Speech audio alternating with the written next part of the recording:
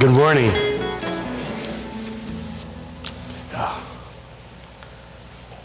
My dad, I just love the guy. He loves in a very surprising way. And as kids, 5 of us, we were always like, in wonder how my dad would express his love for us. And I remember the time in 1973 when he got all 5 of us up to go outside and in the freezing cold morning to look at the comet Kahohotek. At that time, it was the comet of the century. So he wanted all us 5 kids to go and look at something that would never again happen. Well, we couldn't quite see the comet. So we all just said, "Wow, Dad, it looks really good. It looks," and we just, because we were like really tired, so we just shouted back. We lied, but that's okay. And he was out there. I remember like being the last one, and he's out there, and he's just kind of looking to see what we saw, and he figured it must have been his vision. But and when he would really mess up, especially when he messed up with my mom, he would sing her love songs with his ukulele. And so you knew at that point his apologies wasn't working anymore. And he loved us so much that he disciplined us. Unfortunately, he didn't follow the guidelines that CPS had. So it was, but that was the way he expressed his love. And we couldn't figure him out. I was 9 years old, and even then, the devil had a way of kind of just pricking me, making my life difficult. And he would send one of his demons, and at that time, one of them was my sister. I'm not going to tell you her name. That's all right. Her name is Lorna. But she was 6 years old, and she was playing in my parents' closet. And then she beckoned me, "Hale, try come." And so I went there, and I was shocked because there on the floor she had stood up a candle, right? And and then all of a sudden the devil just came over her, and she said, "Hale, like, wouldn't you like to see what it's like to light the candle in the dark?" And I just sensed an evil presence, and it just overwhelmed me. So I said, "Wait, let me go and match." And I knew it was the enemy because in the back I could hear my dad whispering or telling us all as we were growing up, "Don't play with."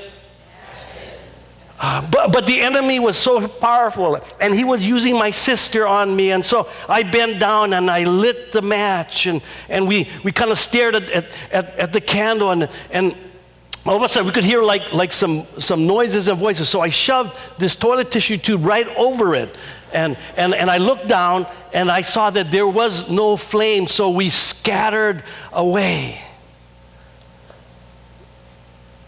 Well, about 3 or 4 minutes later, there was this acrid smoke, and I thought my dad said, "What's Mom cooking now?"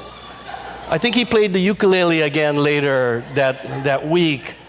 And then somebody said, "Fire, fire." And there was a blaze in my parents' bedroom in the closet, and somehow, some way, that my grandpa had gone outside, gotten a garden hose, stuck it through the window, and doused the fire, but not before all of my parents' clothes were either burned or singed.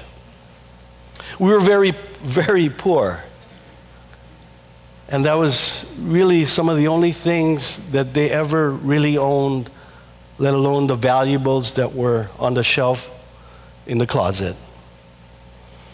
And I knew it probably was me. I knew I'd get blamed.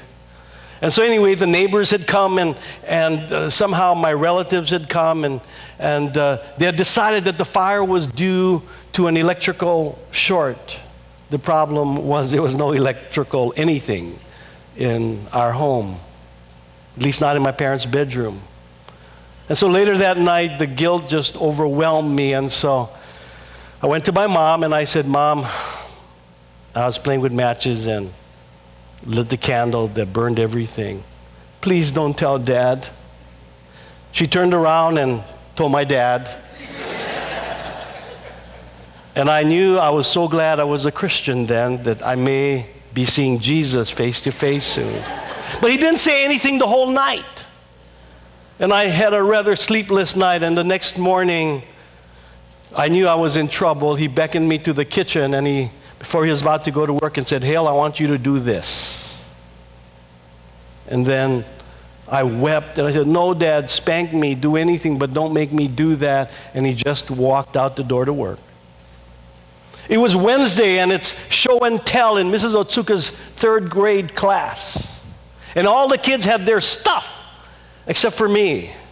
And Mrs. Otsuka said, who would like to share? And I quickly raised my hand up, and she said, Hale? Because she could see I had nothing in front of me. And I said, yes. She said, you want to share? Yeah. And I stood up in front of the class, and I said, last night I burned my parents' clothes all up and almost burned the house down, and don't play with matches. And there was this gasp, and I think Mrs. Otsuka had fainted briefly. And later she said, hey, why did you share that? And I said, because my dad said to share. And I went home waiting for my dad to come home from work, and he looked at me. I said, Dad, I shared. And he just said, good boy. Good boy. And it was sometime later, I don't remember whether it was months or weeks or anything, and I asked my dad, why did he want me to do that? He said, Hale, because spanking wasn't going to work anymore. I needed to have you learn a lesson, and I needed to have other people learn through you too. You know, I'm really crazy in love with my dad, and more importantly, he's crazy in love with me. He's a crazy guy.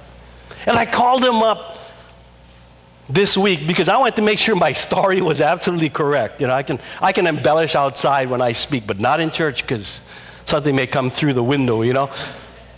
And I said, Dad, you remember what happened when I almost burned the house? And he laughed, and he's 80 years old. And I said, Dad, do you remember what you told me? And he said, no. and I reminded him, and he said, oh, that was good, no? That was good. What a guy. What a crazy guy. Ever mess up really bad? A relationship you realize that later, man, it was your fault.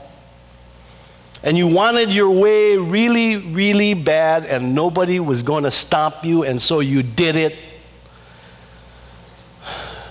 And God didn't stop you, and now you're paying the price. The dust settled, the fog lifts, and it's really ugly now. I will go home to my father and say, Father, I have sinned against both heaven and you, and I am no longer worthy of being called your son. Please take me on as a hired servant. Story is familiar. One of the sons, the younger one, just wanted his way. I mean, he had everything. He knew his dad loved him, but something with him said, I just want to do it my way, and I don't care. Dad, give me what is owed me, and I'm just going to see how I want to live my life. And so we did.